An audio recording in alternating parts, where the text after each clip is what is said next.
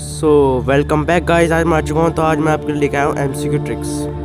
तो इस वीडियो के अंदर मैं आपको एमसीक्यू बताऊँगा कि जैसे कि कोई क्वेश्चन है और उसके अंदर आपको मान लीजिए जो आपका टर्म 1 का पेपर आएगा उसके अंदर आपको कोई एमसीक्यू नहीं आता तो आप उसे कैसे अटैम्प्ट कर सकते हैं। और जो भी एग्ज़ाम आप देंगे भविष्य में अगर वो एमसीक्यू टाइप हुआ और उसमें आपको कोई एमसीक्यू नहीं आता तो आप उसमें कैसे उस एमसीक्यू को अटैम्प्ट करेंगे।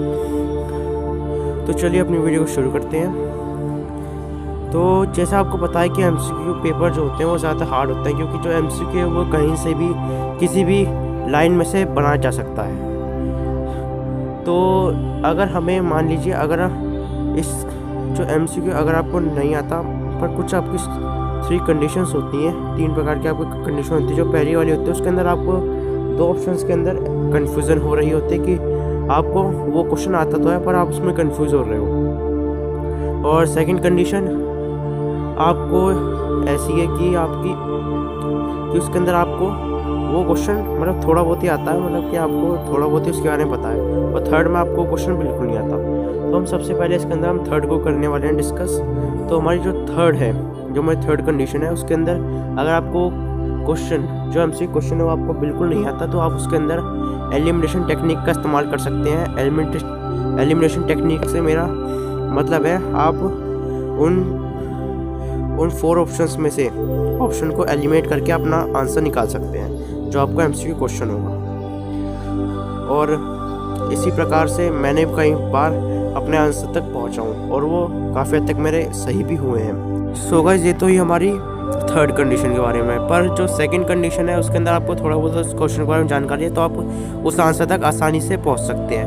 और जो लास्ट वाला है हमारा जो हमारी फर्स्ट कंडीशन थी उसके अंदर जो था हमारा वो तो आपके 2 ऑप्शन में कन्फ्यूज़न है, वो तो आप थोड़ी सी सेंस से अपने उस क्वेश्चन को कर सकते हैं सही। तो गाइज जैसे कि मैंने आपको बताया कि जो हमारी थर्ड कंडीशन थी उसके अंदर आपको गाइस जो मतलब कि जो हमारा ऑप्शन सबसे अलग होगा, जो सबसे हटके होगा, मतलब कि जैसे कि कोई हमारा एमसीक्यू क्वेश्चन है उसके अंदर जो हमारा 4th क्वेश्चन है वो बिल्कुल ही अलग है, मतलब वो तो हो ही नहीं सकता तो आपको उसको एलिमिनेट कर देना है। इसी प्रकार अगर आपको ए भी लगता है, ए बी सी में से कोई आपको लगता है कि वो आंसर नहीं हो सकता तो आपको उसको भी एलिमिनेट करना है। तो इसी प्रकार आप किन्हीं 2 ऑप्शन में पहुँच जाएंगे और उन 2 में से आपका कोई आंसर होगा।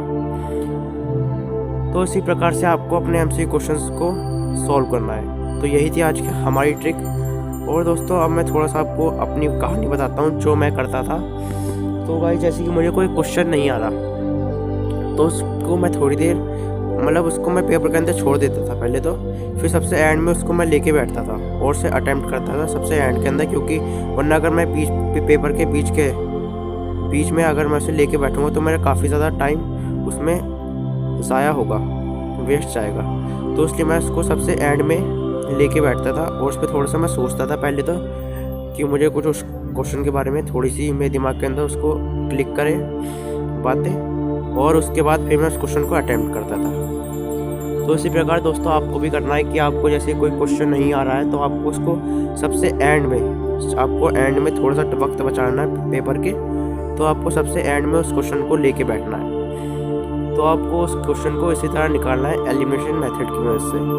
और तो गाइस कुछ मैंने यूट्यूब के ऊपर और गूगल के ऊपर केस स्टडीज भी देखी हैं कि ज़्यादातर जो क्वेश्चंस होते हैं, जो हमारे ज़्यादातर क्वेश्चंस होते हैं एमसीक्यू वाले, उसके अंदर से हमारा मोस्टली आंसर बी रहता है, हमारा ऑप्शन बी उसमें ज़्यादातर आंसर रहता है। तो उसी प्रकार आप थोड़ा सा इसकी हेल्प भी ले सकते हैं ऑप्शन बी वाली, कि इसमें ज़्यादातर क्वेश्चंस होते हैं, मोस्टली जो एमसीक्यू क्वेश्चन होते हैं उसमें हमारा आंसर ज़्यादातर वो रहता है बी या फिर सी रहता है।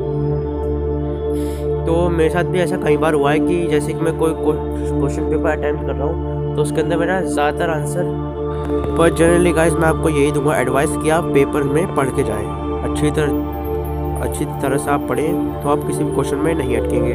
और जो मैं आपको इस चैनल के ऊपर एमसीक्यू क्वेश्चंस देते रहता हूँ उनकी भी सहायता ले सकते हैं, वो भी आप कर सकते हैं क्योंकि वो क्वेश्चंस मैं खुद बनाता हूँ एनसीईआरटी की मदद से।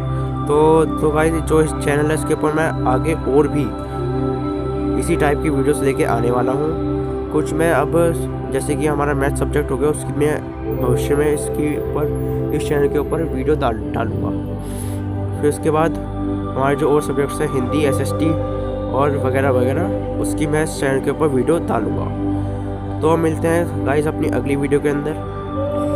पर उससे पहले गाइस मैं आपको एक बात और बता देना चाहता हूँ, अगर आपने इस चैनल को सब्सक्राइब नहीं किया है और उस वीडियो को लाइक नहीं किया है तो प्लीज़ कर दिया गाइस। हम भी वीडियो बनाने में बहुत मेहनत करते हैं।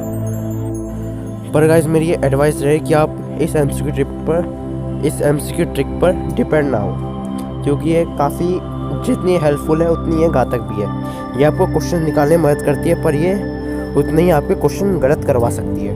तो thank you guys, bye bye. अब मिलते हैं अपनी अगली वीडियो के अंदर।